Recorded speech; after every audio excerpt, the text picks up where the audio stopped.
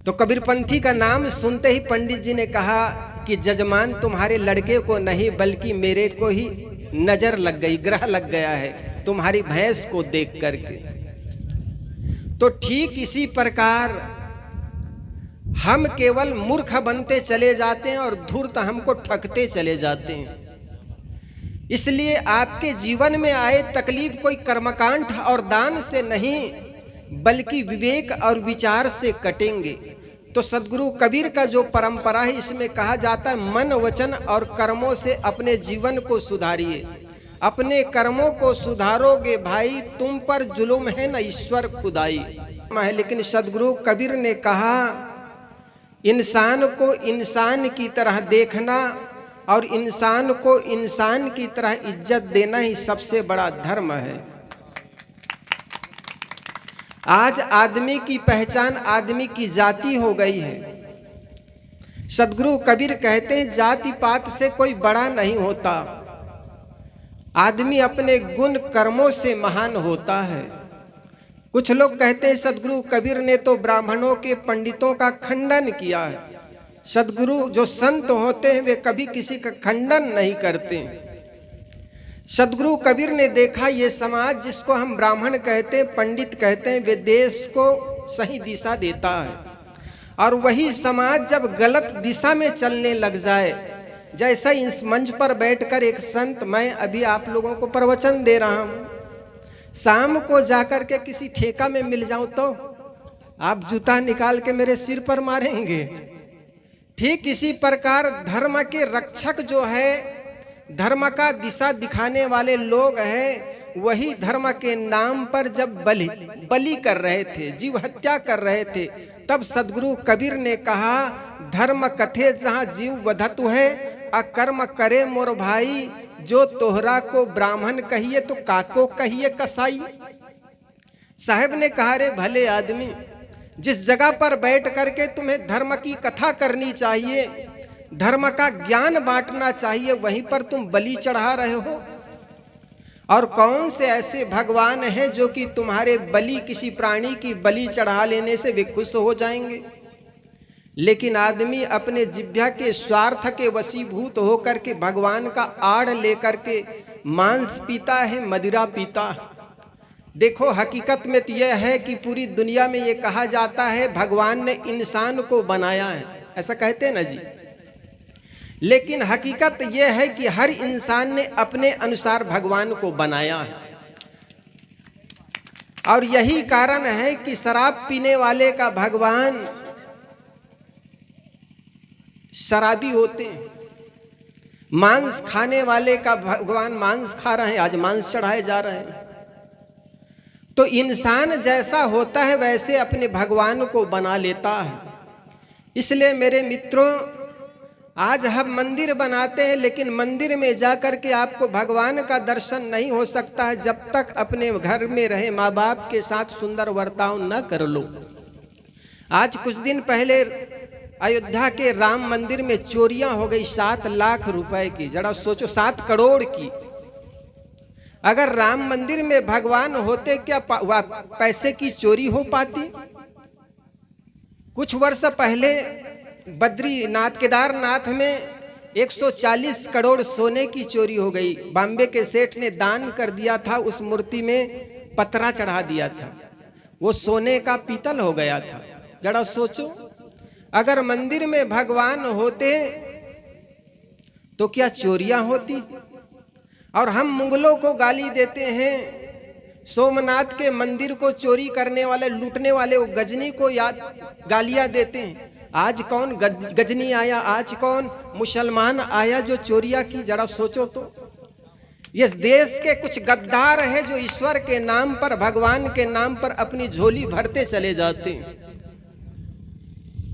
तो ईश्वर के आड़ लेकर के, ईश्वर के आड़ लेकर अपने स्वार्थ की सिद्धि करने वाले लोगों ने अपने को धार्मिक मान लिया।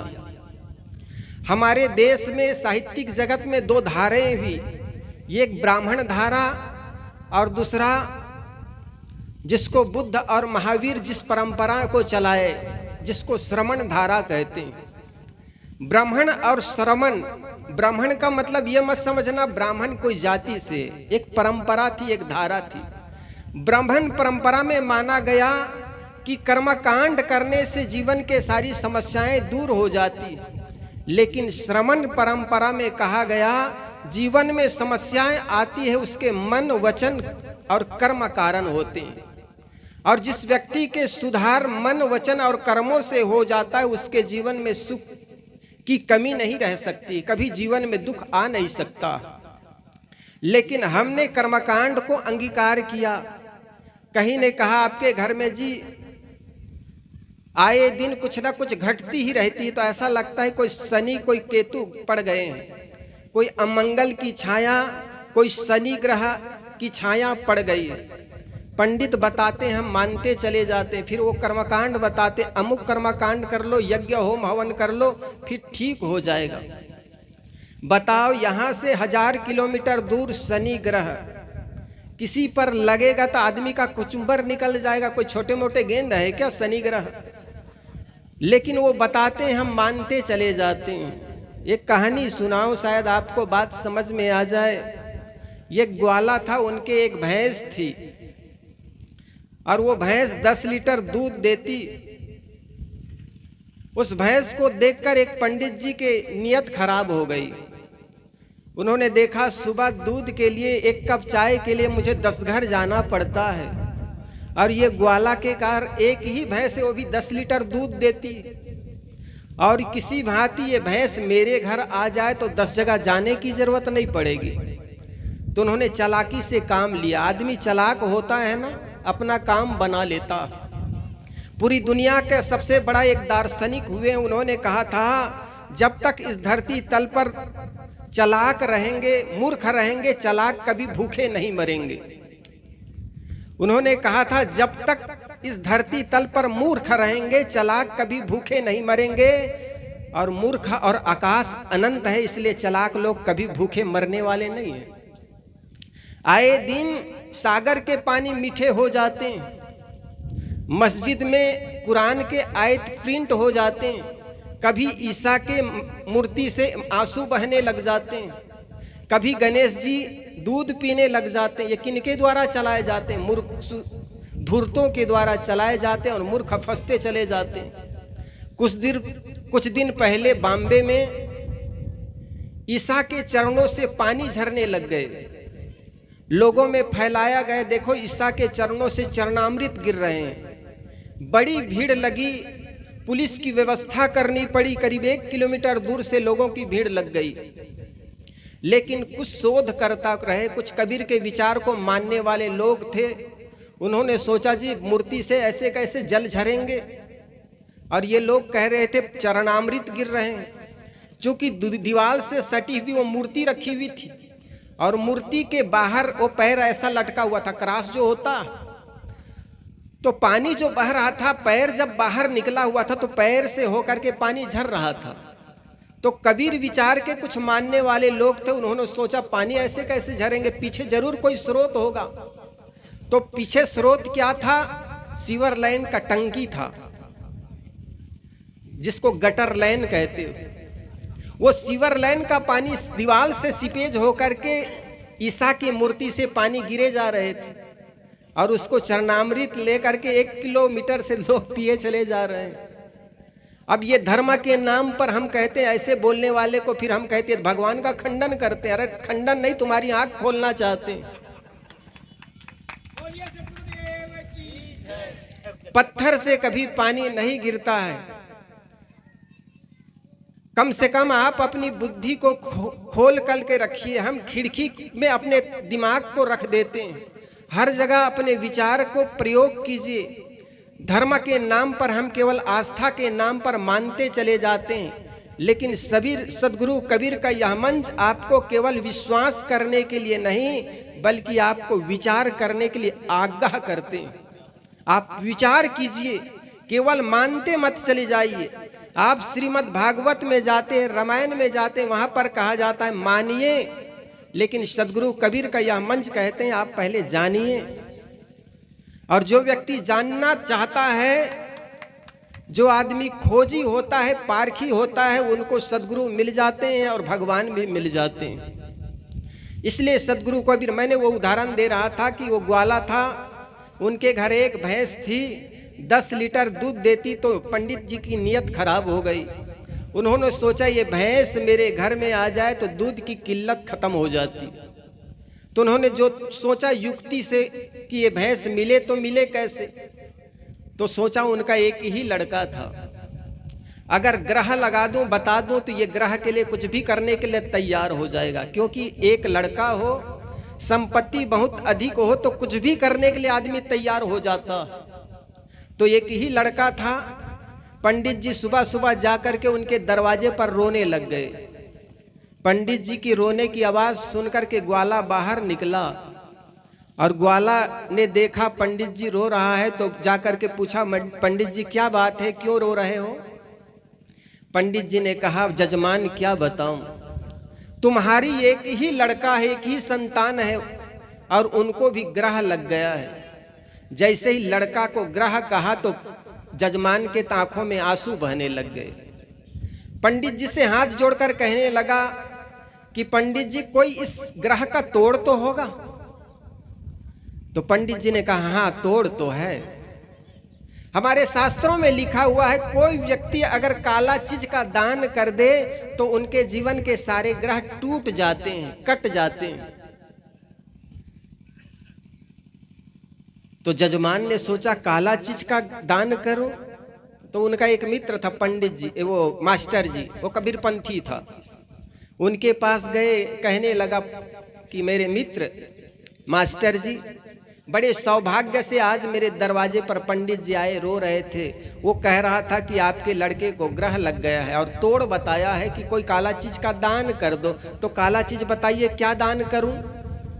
तो कबीरपंथी होने से उन्होंने विचार किया, यार पंडित को दान कर लेने से लड़के का ग्रह कैसे कट जाएगा।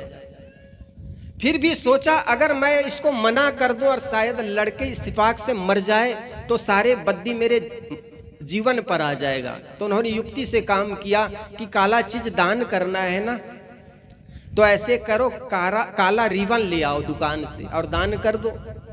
पंडित जी की दृष्टि तो भैंस पर थी, काली भैंस थी। उन्होंने कहा काला रिबन ला करके दान कर दो। तो गया ग्वाला, काला रिबन लाया और पंडित जी के पास कहा, पंडित जी लीजिए दान और काटिए ग्रह। जैसे ही काला रिबन को देखा पंडित जी, तो उनकी आंखें तो खुली की खुली रह गई। उन्होंने सोचा, यार मैं नंबरी, तो ये 10 नंबर ही निकला।